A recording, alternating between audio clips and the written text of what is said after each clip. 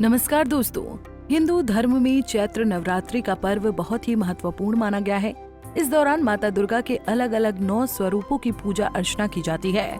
पंचांग के अनुसार साल में 4 बार नवरात्रि का पर्व मनाया जाता है, जिनमें से 2 गुप्त नवरात्रि और 2 प्रकट नवरात्रि होती है। इन 2 नवरात्रि को चैत्र और शारदीय नवरात्रि कहा जाता है।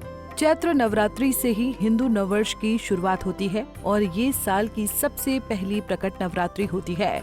धार्मिक मान्यताओं की माने तो इन 9 दिनों के दौरान माता दुर्गा की उपासना व व्रत करने से माता दुर्गा की कृपा प्राप्त होती है और साधक की सभी मनोकामनाएं पूरी होती हैं।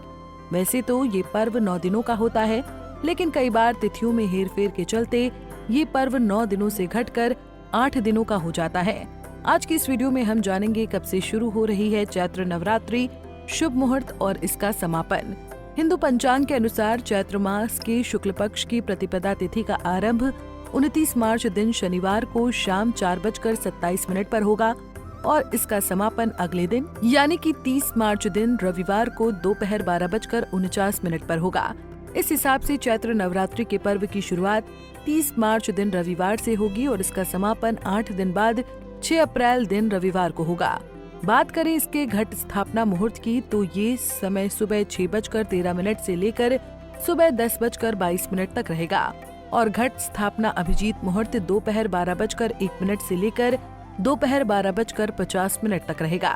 चैत्र नवरात्रि में माता के जिन 9 स्वरूपों की पूजा की जाती है उनके नाम है माँ शैलपुत्री, माँ ब्रह्मचारिणी, माँ चंद्रघंटा, माँ कुष्मांडा, माँ स्कंद माता, माँ कात्यायनी, माँ कालरात्रि, माँ महागौरी और माँ सिद्धिदात्री।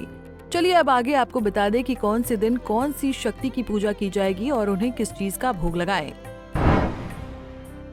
चैत्र नवरात्र का पहला दिन 30 मार्च 2025 माँ शैलपुत्री पूजा।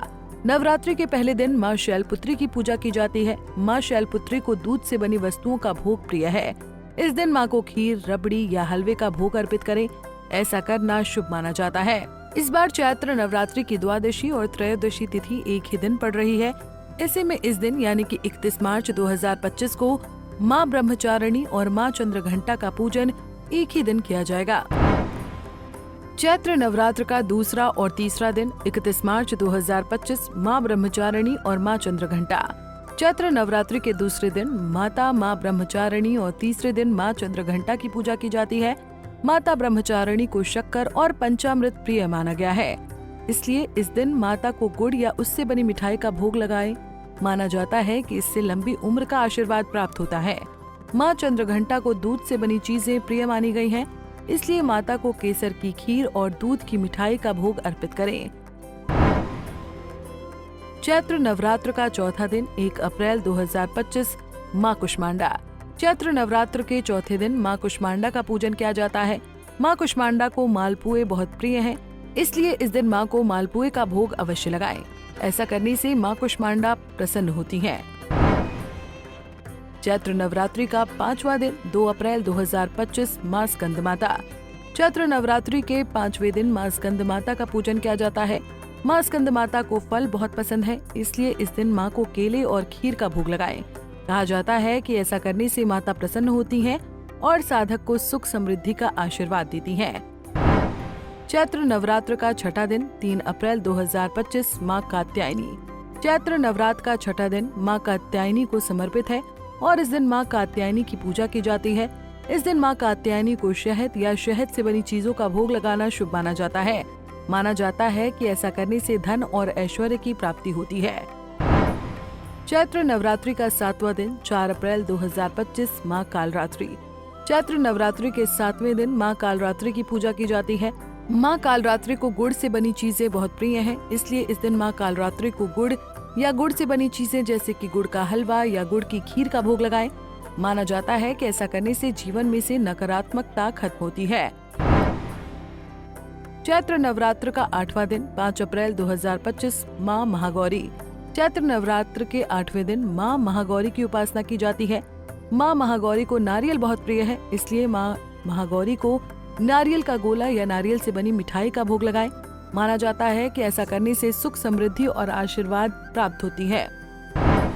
चैत्र नवरात्र का 9वां दिन 6 अप्रैल 2025 माँ सिद्धिदात्री। चैत्र नवरात्रि के 9वें दिन माँ सिद्धिदात्री का पूजन किया जाता है। माँ सिद्धिदात्री को हलवा, पूरी, चना और खीर का भोग अर्पित करने से माँ सिद्धिदात्री की कृपा प्राप्त होती है। इस दिन छोटी कन्याओं को भोजन करवाने का भी महत्व है। इसके अलावा चैत्र नवरात्रि के दौरान तामसिक चीजों जैसे कि मांस, मदिरा, लहसुन, प्याज आदि का सेवन करना वर्जित माना जाता है। इस दौरान 9 देवियों की पूरी विधि विधान से पूजा करें और सभी नियमों का पालन करें। साथ ही साथ जितना हो सके भजन, कीर्तन और मंत्रों का जाप करना चाहिए। तो दोस्तों, कैसी लगी आपको हमारी आज की जानकारी? कमेंट करके जरूर बताएं। वीडियो पसंद आई हो तो वीडियो को लाइक और शेयर जरूर करें।